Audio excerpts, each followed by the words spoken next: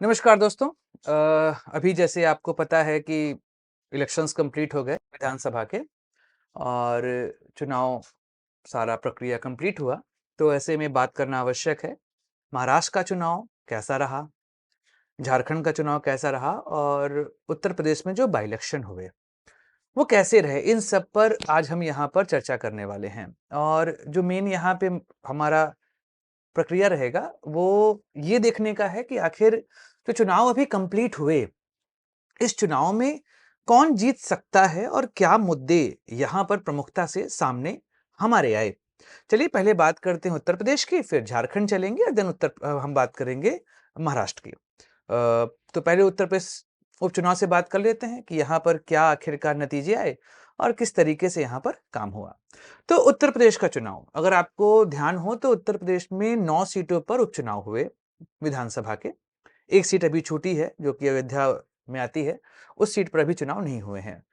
तो उत्तर प्रदेश में जो उपचुनाव हुए, इस उपचुनाव में पहली बार ऐसा देखा गया कि दोनों पक्ष, चाहे आप भाजपा की बात करें और चाहे आप अखिलेश यादव के समाजवादी पार्टी की बात करें, दोनों ने इस चुनाव को इस तरीके से लड़ा कि भाई अब ये नाक का सवाल है और नाक के सवाल को लेकर ही वो आगे बढ़ रहे हैं।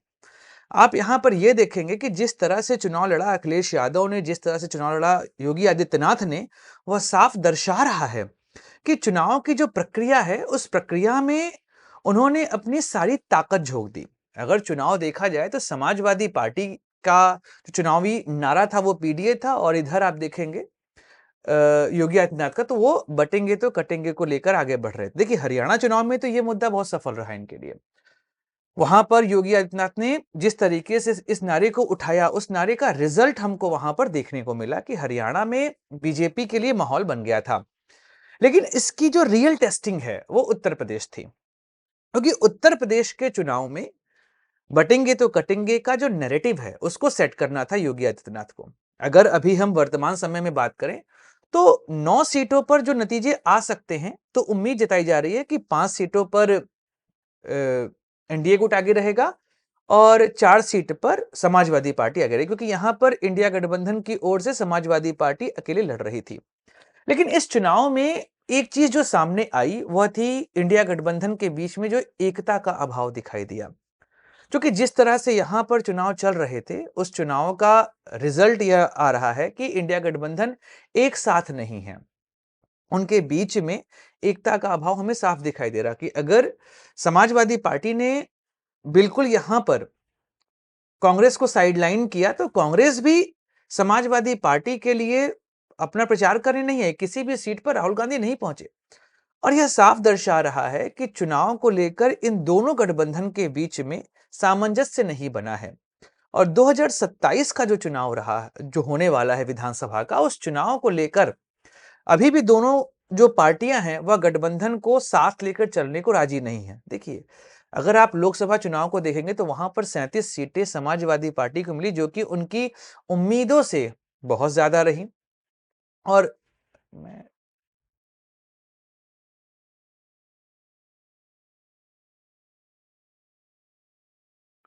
उम्मीदों से बहुत ज्यादा रही।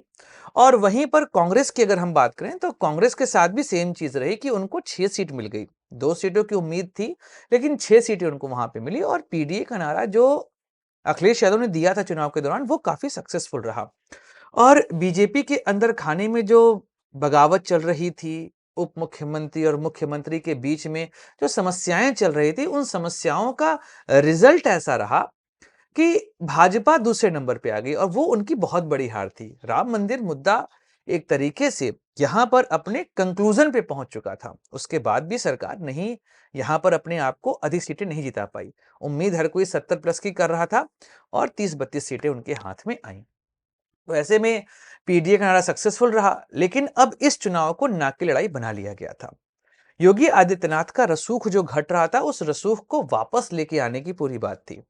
तो ऐसे में योगी आदित्यनाथ इस चुनाव को जिस तरीके से लड़ रहे थे, अगर आप अखिलेश यादव को देखेंगे तो उन्होंने लगभग 14 सभाएं करी थी इस पूरे उपचुनाव में। वहीं पर अखिलेश यादव योगी आदित्यनाथ ने लगभग यहां पर 25 सभाएं करी हैं। एक उपचुनाव को लेकर इतनी सीरियसनेस पहले कभी नहीं देखी गई थी जो यहां पर देखी गई है।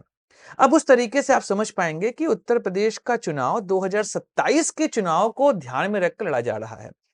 यहां पर योगी आदित्यनाथ इस चुनाव को एक तरफा लीड करते हुए दिख रहे थे कि वो लीड कर रहे हैं। यहां पर एक लीडर के फॉर्म में वो आगे बढ़े थे।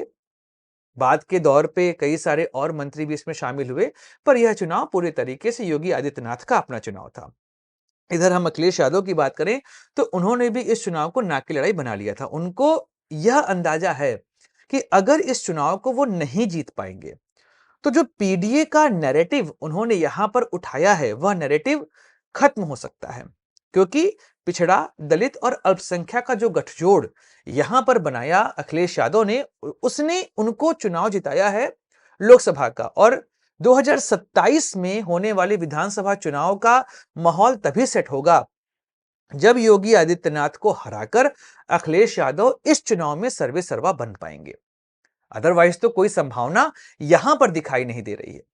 तो फिर बात वही है कि इस चुनाव का जो नतीजा आएगा वह 2027 के विधानसभा चुनाव पर प्रभाव जरूर डालेगा।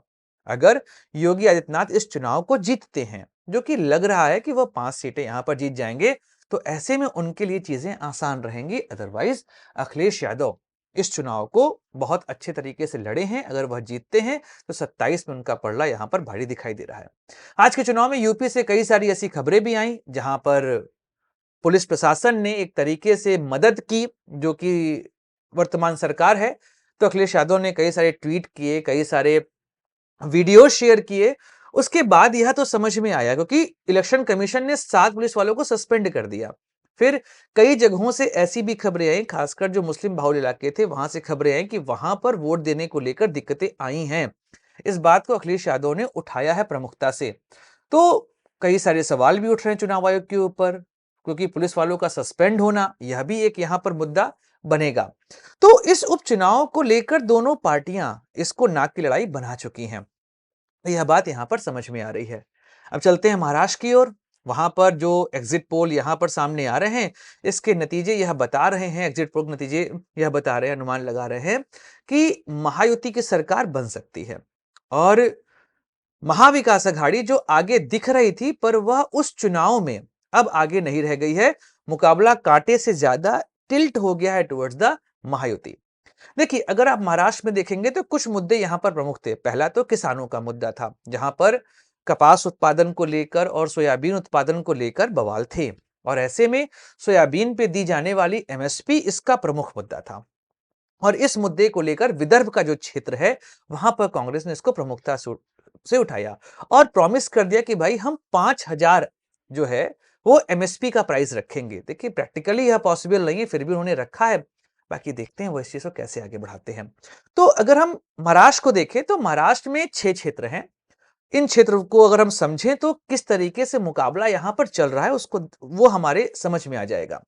अगर हम विदर्भ की बात करें तो विदर्भ में चूंकि वह गढ़ है आरएसएस का, लेकिन वहां पर जिस तरीके से किसानों के मुद्दे रहे हैं उसका रिजल्ट यह बन रहा है कि विदर्भ के क्षेत्र में आपको कांग्रेस आगे दिखाई दे रही है।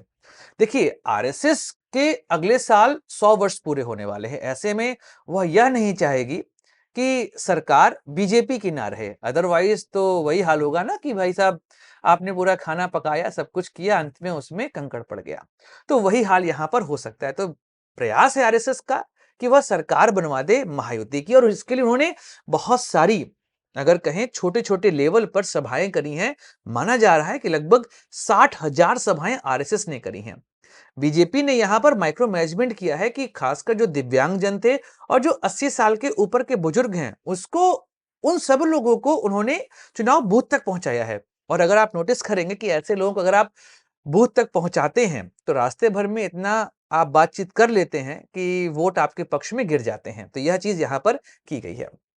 फिर अगर हम बात करें तो विदर्भ का क्षेत्र आगे दिखाई दे रहा है कांग्रेस के लिए, पर आरएसएस का रोल वहां पर है और इसको आप नकार नहीं सकते हैं। चलिए, अगर हम लोग मराठवाड़ा और पश्चिम महाराष्ट्र की, तो यहाँ पे मराठा पॉपुलेशन बहुत ज्यादा है और मराठा पॉपुलेशन बीजेपी के लिए वोट नहीं करता। यह बात तो आपको पता है। लोकसभा चुनाव में दिक्कतें बीजेपी के लिए यहाँ पर रही हैं। और पश्चिमी महाराष्ट्र और मराठवाड़ा का जो क्षेत्र है, यहाँ पर शरद पवार और अजीत पवार के बीच में टक्कर है। इसमें शरद पवार आगे दिखाई दे रहे हैं और अजीत पवार यहां पर कमजोर कड़ी साबित हो रहे हैं। फिर चले उत्तरी महाराष्ट्र, तो यहां पर बीजेपी एकदम कंफर्टेबल है और बीजेपी को सबसे अधिक उम्मीद इसी क्षेत्र से है कि उत्तरी महाराष्ट्र की सीटों में से 70% सीटें जो है हम यहां पर निकाल लेंगे। और 2 क्षेत्र बचे, एक है मुंबई थाने का और एक कोंकण का। और इस क्षेत्र में बेसिकली शिवसेना वर्सेस शिवसेना है। और यहां पर जैसे मैंने कहा कि महायुति में जहां पर अजीत पवार कमजोर कड़ी हैं, वहीं पर महाविकास अघाड़ी के लिए उद्धव ठाकरे कमजोर कड़ी हैं। अजीत पवार लोकसभा चुनाव में बीजेपी और शिवसेना शिंदे गुट के बाद अगर देखा जाए तो उनके लिए बहुत समस्या पैदा करती थे। और इधर यही चीज आपको उद्धव ठाकरे के लिए आप देखेंगे कि यहां पर उद्धव ठाकरे के लिए भी कुछ कहने के लिए खास बचा नहीं है। तो दोनों तरफ एक एक कमजोर कड़ी आपको दिखाई दे रही है।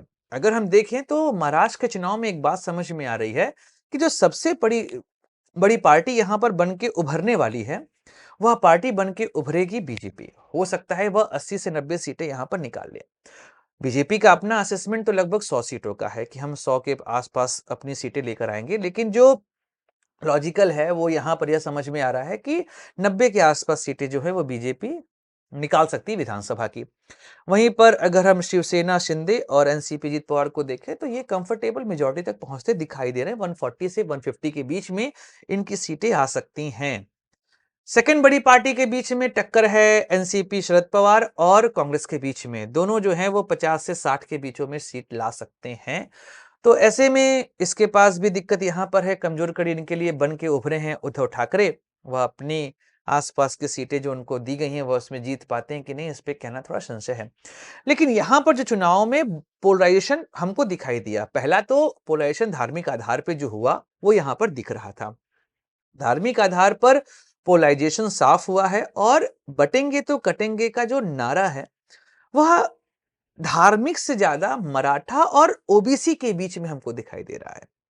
जैसे कि आपने नोटिस किया होगा कि हरियाणा में जाट वर्सेस अदर हो गया, यहां पर भी मराठा वर्सेस ओबीसी जो है वो हमको दिखाई दे रहा है। और ओबीसी का वोट बीजेपी के साइड शिफ्ट हुआ है, जो कि लोकसभा चुनाव में इनके हाथ से छिटक गया था। इसके अतिरिक्त अगर हम बात करें तो एससी वोट की को लेकर भी यहां पे काफी चर्चाएं रही हैं। एससी वोट की बात करें तो जो बौद्ध दलित हैं वह लोकसभा चुनाव में महाविकास अघाड़ी को अपना समर्थन दिए थे। लेकिन इसी बीच में आपने देखा है कि किरण रिजिजू जो कि बौद्ध धर्म को मानते हैं, उनको बीजेपी ने महाराष्ट्र भेजा। और महाराष्ट्र में वो उन्होंने इस बात को बहुत प्रमुखता से उठाया कि जिस तरीके से बाबा साहब अंबेडकर के बाद अगर किसी ने बौद्ध दलित के लिए सबसे ज्यादा काम किया है तो वह काम किया है नरेंद्र मोदी ने। उसके अलावा कोई और नेता ऐसा नहीं है जो कि यह काम किया हो। तो इस तरीके से एक बात तो समझ में आ रही है कि किरण रिजिजू का महाराष्ट्र के चुनाव में जाना और वहां पर अपनी बातें रखना, यह साफ दर्शा रहा है कि बीजेपी दलित वोट बैंक में भी सेंध लगा चुकी है। देखिए, बौद्ध दलित के अलावा जो बाकी बौद्ध वहां पे जातियां रह रही हैं वह तो वोट कर रही हैं बीजेपी के लिए, लेकिन बौद्ध दलित में जो सेंध लगाई है बीजेपी ने, उससे बीजेपी को फायदा होता यहां पर दिखाई दे रहा है। तो बीजेपी के लिए कुछ चीजें यहां पे उनके साथ जा रही, खासकर जो लड़की बहन योजना इन्होंने शुरू करी वह भी इनके लिए एक पॉजिटिव संदेश यहां पर लेके गया है। तो यहां पर मुकाबला इंटरेस्टिंग है। बाकी 23 तारीख को देखते हैं कि किसके तरफ ऊंट का जो पलड़ा है वो बैठता है, करवट किस तरफ ऊंट लेता है, यह हमको उस दिन समझ में आ जाएगा। चलते हैं झारखंड और झारखंड में देखते हैं वहां पर क्या हो रहा है कि झारखंड के चुनाव में पूरे तरीके से माहौल जो है वो बीजेपी के साइड दिखाई दे रहा है। एनडीए वहां पर सरकार बनाती दिख रही है। 81 विधानसभा की सीटों वाला यह क्षेत्र, यहां पर आपको बीजेपी की सरकार बनते दिख सकती है। लगभग 45 से 50 सीटें बीजेपी और उसके गठबंधन के साथियों के पास आएगी। दो चीजें बीजेपी के पक्ष में गई। पहला तो जो घुसपैठियों का मुद्दा है वह इनके पक्ष में गया, खासकर सांथाल रीजन में जिस तरीके से डेमोग्राफी चेंज हुआ उसका प्रभाव आपको देखने को मिल रहा है कि सांथाल के क्षेत्र में बीजेपी अच्छा करते दिखाई दे रही है। पिछले चुनाव में कोल्हान जो रीजन था वहां पर बीजेपी ने को एक भी सीट नहीं मिली थी। दो दिक्कतें थी। पहला तो बीजेपी और उनके मुख्यमंत्री रघुवर दास के खिलाफ एंटी इनकम्बेंसी अपने चरम पे थी। तो ऐसे में जो उनके लिए एसटी वोट था वो उनके पक्ष में नहीं गिरा। और AJSU all student Jharkhand union, इसका भी सपोर्ट बीजेपी के साथ नहीं था, लेकिन इस बार ये इन दोनों चीज़ों पर बीजेपी ने बहुत अच्छे से काम किया है और आजसू के साथ गठबंधन हो गया। तो ऐसे में कोल्हान रीजन में चंपई सोरेन जो कि वहीं से आते हैं, उनको भी बीजेपी ने अपने में शामिल कर लिया है। तो वहां पर भी 4-5 सीटें जीतती बीजेपी दिखाई दे रही है। देखिए, हेमंत सोरेन को लेकर पर्सनल अटैक इस बार बीजेपी ने उन पर नहीं किया है। हेमंत सोरेन ने पर्सनल अटैक नहीं किया क्योंकि उनको दिखाई दिया है कि लोकसभा चुनाव में हेमंत सोरेन के साथ इमोशंस चले गए थे एसटी के। तो जो जनजाति वहां पर रह रही है, आदिवासी पॉपुलेशन है, उनका एक प्राइड है हेमंत सोरेन। ऐसे में हेमंत सोरेन के ऊपर तो अटैक नहीं हुआ, लेकिन कांग्रेस इस बार इंडिया गठबंधन के लिए कमजोर कड़ी साबित हो रही है झारखंड में। पिछली बार 16 सीटें जीती थी उन्होंने, इस बार वह सिंगल डिजिट में आते दिखाई दे रहे हैं। और राहुल गांधी जिस तरीके से झारखंड से अपना मुंह मोड़े हुए थे, वह साफ दर्शा रहा है कि राहुल गांधी का इंटरेस्ट केवल केवल महाराष्ट्र था। यहां तक कि कई बार वो अपनी सभाओं में, चूंकि 3 सभाएं की उन्होंने अपने सभाओं में भी केवल बातें करी थी किसके लिए, तो महाराष्ट्र के लिए। झारखंड के चुनाव में महाराष्ट्र की बात करना, इसके विषय में क्या ही कहा जाए। बाकी झारखंड में सरकार बीजेपी और एनडीए की बनती दिखाई दे रही है। झारखंड मुक्ति मोर्चा स्वीप तो नहीं हो रही है, 30 प्लस सीटें उनके पास आ सकती हैं, पर वो कंफर्टेबल मेजोरिटी तक नहीं पहुंच पाएंगे। जेएमएम के लिए कमजोर कड़ी साबित हो रहे हैं उनके ही गठबंधन के साथ ही कांग्रेस। और कांग्रेस का दिक्कत यही है कि गठबंधन की राजनीति करते हुए अच्छे से दिखाई नहीं देती है। 2004 के बाद उन्होंने गठबंधन की राजनीति करना शुरू किया, वरना उसके पहले तो एकला चलो का नारा और बाकी पार्टियों को दबाने की कवायद ही कांग्रेस करती चली आई है। तो चुनाव में कुछ ऐसा ही यहाँ पर दिखाई दे रहा है कि उत्तर प्रदेश के उपचुनाव में योगी आदित्यनाथ थोड़े एज पे दिखाई दे रहे हैं। उनकी सरकार वहां पर, सरकार तो बनी हुई है, उपचुनाव में वो अच्छी सीटें वहां पर लाते दिखाई दे रहे हैं। अगर हम चले महाराष्ट्र की, तो वहां पर मुकाबला कांटे का है, पर एज लेकर बैठी है महायुति। अजीत पवार थोड़े कमजोर कड़ी उनके लिए साबित हो रहे हैं, पर फिर भी वो कंफर्टेबल मेजोरिटी तक पहुंचते दिखाई दे रहे हैं। लेकिन महाविकास आघाड़ी बहुत पीछे उनके लिए नहीं है। फिर बात करें झारखंड की, तो झारखंड के चुनाव में भी एनडीए आगे दिखाई दे रहा है। झारखंड मुक्ति मोर्चा वहां पर अपनी सीट को रिटेन कर रही है, जितनी सीट उन्होंने जीती थी। लेकिन कमजोर कड़ी साबित हो रहे हैं उनके लिए कांग्रेस, क्योंकि कांग्रेस जो है सिंगल डिजिट में आते दिखाई दे रही है। तो वहां पर भी एनडीए की सरकार बन सकती है। बाकी जो होगा 23 तारीख को पता चलेगा। चर्चाएं ऐसी होती रहेंगी, बातें ऐसे करते रहेंगे, और चर्चाएं अभी डिटेल में बात करूंगा मैं आपसे। यूपी उपचुनाव की अलग बात होगी, महाराष्ट्र के चुनाव अलग यहाँ पे हम डिस्कस करेंगे, और झारखंड के चुनाव को अलग डिस्कस कर लेंगे। एक जनरल रिएक्शन यहाँ पर मैंने आप लोग के लिए दिया। बाकी लाइक करिए, शेयर करिए, सब्सक्राइब करिए चैनल को। मिलेंगे अगली वीडियो में, चर्चा करेंगे किसी और मुद्दे की। जय हिंद, वंदे मातरम, भारत माता की जय।